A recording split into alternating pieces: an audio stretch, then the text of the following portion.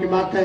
हरिश्चंद्र पांडे जी समाजवादी नेता हैं, मैं चाहूंगा कि मंच पे जगह लें और हरिश्चंद्र पांडे जी पहले जाकर के नेताजी को पुष्पांजलि में किसानों ने एक आंदोलन किया था, गन्ना का मूल्य उनको नहीं मिल रहा था, पुलिस ने गोली चला दी थी। यह घटना है सितंबर 92 की। अभी पार्टी का गठन 4 अक्टूबर को हुआ, उसके पहले सितंबर की यह घटना है। पुलिस ने गोली चला दिया था किसानों के ऊपर, उसमें 3 किसान मारे गए थे। जब नेताजी को यह बात मालूम हुई, तुरंत वो रामकोला के लिए रवाना हो गए और उनको पुलिस ने गिरफ्तार कर लिया। उनके साथ में स्वर्गीय ईशदत्त यादव जी, माननीय बलराम यादव जी, हमारे परम मित्र स्वर्गीय भाई वसीम साहब, भाई रामदर्शन यादव, इन तमाम साथियों को गिरफ्तार करके वाराणसी सेंट्रल जेल में निरुद्ध किया गया था। क्यों पाने? जब इस बात का पता चला, पंडित जनेश्वर मिश्रा का, जिनको छोटे लोहिया के नाम से जानते हैं, मौके पर पहुंचते हैं रामकोला में। जनेश्वर मिश्रा के साथ शारदा नमंचल जो स्वर्गीय हो चुके हैं, हमारे जैसे कार्यकर्ताओं को गिरफ्तार करके नैनी जेल इलाहाबाद में निरुद्ध किया गया। और हमें यह बात पूरी याद है कि जब उसी समय क्लास ले रहे थे, जैसा हम सभी लोग बैठे हुए हैं, जनेश्वर जी, तब तक सूचना आई कि उनकी धर्मपत्नी का देहांत हो गया है। उनके रिहाई के लिए आदेश आया। जनेश्वर जी ने कहा कि मैं अकेले नहीं जा सकता जब तक कि हमारे साथी नहीं छूटेंगे। कल्याण सिंह जी उस समय चीफ मिनिस्टर हुआ करते थे। तहलका मच गया, 1-1.5 घंटा लगा इसमें। लखनऊ से लेकर इलाहाबाद तक सारे प्रशासनिक अधिकारी घबरा गए और अंत में हम सारे लोगों को जब छोड़ा गया, तब जनेश्वर मिश्रा अपनी धर्मपत्नी को मुखाग्नि देने के लिए बलिया पहुंचे। मैंने यह प्रसंग इसलिए बताया कि समाजवादी पार्टी को बनाने के लिए तमाम साथियों ने अपना खून बहाया है, उसमें मेरा भी खून बहा है, तब जाकर के समाजवादी पार्टी बनी है। साथियों, किसी भी देश की आर्थिक स्थिति 3 बिंदुओं से आंकी जाती है। ध्यान देना, यह बात बहुत कम लोगों को मालूम है। किसी भी देश की आर्थिक स्थिति 3 बिंदुओं से आंकी जाती है। पहला है कृषि, दूसरा है भौतिक उत्पादन और तीसरी है सेवा। आज कृषि और किसान की क्या हालत है आप देख रहे हो। भौतिक उत्पादन की क्या हालत है, कल कारखाने बंद हैं, मजदूर अपने घरों में बैठे, उसकी हालत देख रहे हो। सेवा की हालत क्या है, अस्पताल से लेकर के स्कूल, कॉलेज, बैंक, जो भी है, ये सब सेवा में, ट्रेन और बस, ये सारी चीजें सेवा में आ जाती हैं। इनकी हालत आप देख रहे हो। हमारे नेता का 3 बातों में विश्वास था। और ध्यान देना मेरे भाई, मैं फालतू बातें नहीं करता। वोट, हावड़ा और जेल। मैंने बताया कि 3 बिंदुओं से ही किसी भी देश की आर्थिक स्थिति आंकी जाती है और नेता का विश्वास था वोट, हावड़ा, जेल। वोट का मतलब लोकतंत्र, हावड़ा का मतलब रचनात्मक कार्य और जेल का मतलब संघर्ष। आज जब हम वोट की बात करते हैं, लोकतंत्र की बात करते हैं, तो संविधान और लोकतंत्र दोनों ही खतरे में है। लोकतंत्र और संविधान दोनों खतरे में है। रचनात्मक कार्य जो है वह आज बेचे जा रहे हैं। इन सभी बिंदुओं को लेकर के आपको संघर्ष करना होगा और जब तक आप संघर्ष नहीं करोगे तब तक कुछ होने वाला नहीं है। साथियों, और परिवार और पार्टी चलाने के लिए नेताजी को जो था, हमारी समझ से व्यक्तिगत समझ है कि भगवान शंकर का इनको आशीर्वाद था। मैं सिद्ध कर रहा हूं कैसे आशीर्वाद था। शंकर का आशीर्वाद था। आप शंकर जी को देखते हैं, गले में क्या है? सर्प है। यह बातें ध्यान देंगे तभी समझ में आएगी। भगवान शंकर के गले में सर्प है। उनका लड़का है गणेश, उसका वाहन मूस है, चूहा। चूहा और सर्प में क्या संबंध होता है यह बताने की जरूरत नहीं है। उनके गले में सर्प है। और कार्तिकेय जो उनका बड़ा लड़का है, उनका वाहन मोर है। मोर और सर्प का क्या संबंध है बताने की जरूरत नहीं। भगवान शंकर का वाहन बैल है, नंदी, और मां पार्वती का वाहन शेर है। दोनों का क्या संबंध है बताने की जरूरत नहीं। वह परिवार आज तक नहीं टूटा। यह शंकर के दिमाग की देन है। यदि आपको परिवार चलाना है, समाज चलाना है, पार्टी चलानी है, देश चलाना है, तो परिवार में ही तमाम तरह के लोग होते हैं।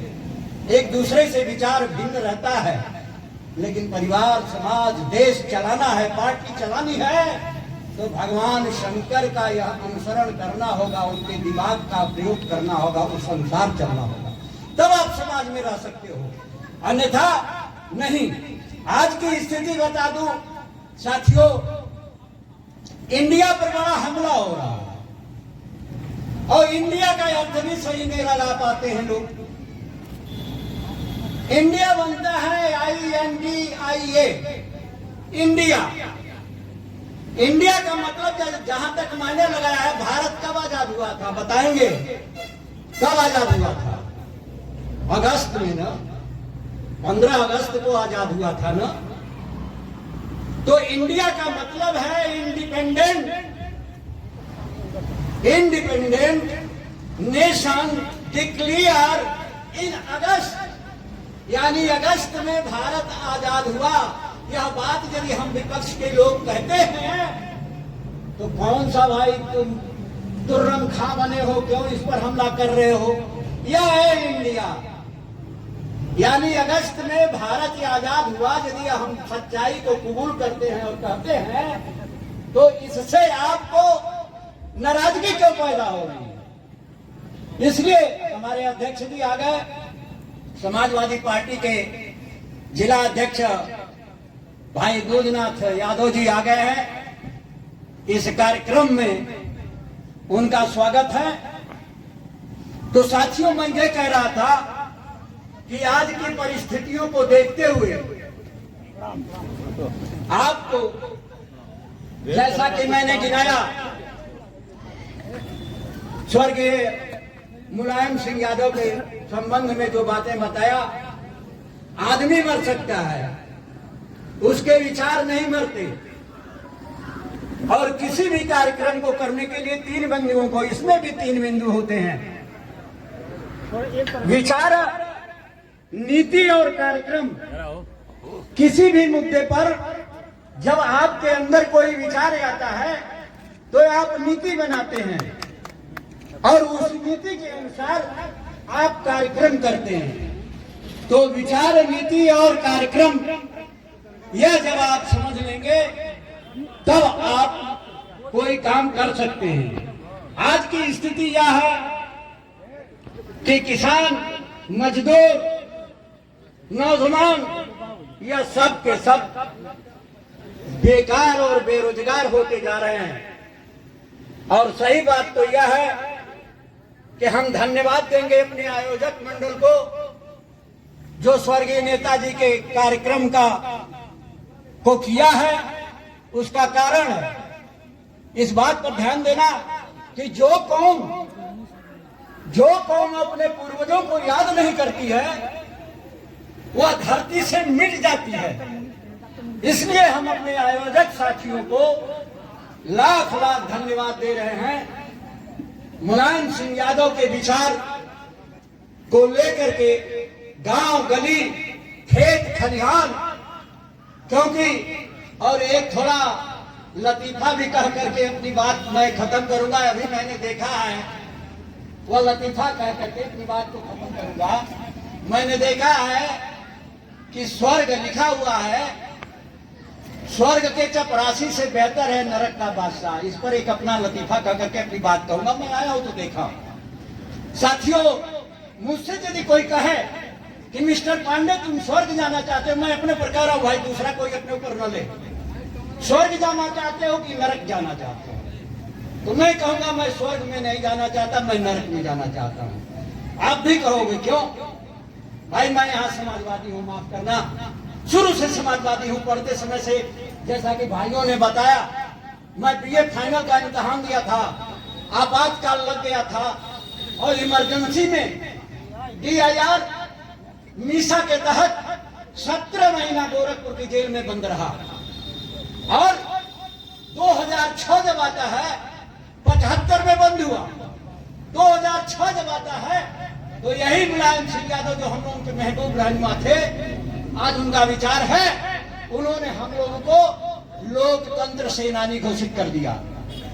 आज मैं कहीं जाता हूं, AC नॉन AC कोई बस हो, हमारे साथ एक आदमी और चल सकता है, एक नया पैसा नहीं लगता। और पॉकेट खर्च के लिए 20,000 गवर्नमेंट देती है। यही नहीं साथियों, जो सम्मान विधायकों को नहीं है, वो सम्मान मैं तो अपनी लाश को खुद नहीं देखूंगा, लेकिन मरने के बाद STM आएगा, कोतवाल आएगा, 1 दर्जन फोर्स आएगी और हमारी लाश को सलामी ठोकेगी। उसको राजकीय सम्मान कहते हैं। यह दिन हम लोगों के महबूब रहनुमा मुलायम सिंह यादव की है। तो मैं कह के रहा था, वही बात कह करके अपनी बात खत्म करूंगा कि स्वर्ग के चपरासी से बेहतर है नरक का बादशाह। मुझसे कोई पंडित जी कहे, कोई इस तरह का व्यक्ति कहे आप कहां जाना चाहेंगे, स्वर्ग में या नरक में, तो मैं स्वर्ग में नहीं जाना चाहूंगा। मैं समाजवादी हूं। यदि स्वर्ग में जाऊंगा तो गांधी, लोहिया, जयप्रकाश मिलेंगे, मुलायम सिंह यादव मिलेंगे, ये तमाम समाजवादी बड़े नेता मिलेंगे। तो यहां पर दर्री बिछाया, वहां भी दर्री बिछाओ, ये काम कैसे होगा भाई? मैं दर्री बिछाता रहूं? मान लीजिए वहां जाने के बाद दल बदल कर दिया और मैं कांग्रेसी हो गया स्वर्ग में, तो पता चला ये पंडित जवाहरलाल नेहरू, इंदिरा गांधी, राजीव गांधी, तमाम लोग हैं जो अभी बड़े नेता हैं, उनकी भी दर्री ही बिछानी पड़ेगी। मान लो कम्युनिस्ट हो गया तो दादा भूपेश गुप्ता, तमाम ऐसे समाजवादी मिलेंगे, उनकी भी दर्री ही बिछाएंगे। मान लीजिए कम्युनल हो गया, सांप्रदायिक हो गया और भाजपा ज्वाइन कर लिया, वहां जाने के बाद तो अटल बिहारी वाजपेयी से लेकर के तमाम लोग मिलेंगे, उसकी भी दर्री बिछाना पड़ेगा। मैं स्वर्ग नहीं जाना चाहता, मैं जाना चाहता हूं नर्क में। क्या नर्क में जाऊंगा तो किसी गुंडे की पैरवी किया हूं थाने में, किसी पाकिस्तान की पैरवी किया हूं, देखते ही सब कहेंगे, ताली बजाएंगे, नेताजी आ गए, नेताजी आ गए, दर्री लगाएंगे, लाउडर लगाएंगे और मेरा भाषण होगा, स्वर्ग के चपरासी से बेहतर है नरक का बादशाह। मेरे कहने का यही मतलब था। इन्हीं शब्दों के साथ अपने महबूब रहनुमा स्वर्गीय मुलायम सिंह यादव को अपने तरफ से मैं श्रद्धा सुमन अर्पित करते हुए अपनी वाणी को विराम देता हूं। जय हिंद, जय श्री राम।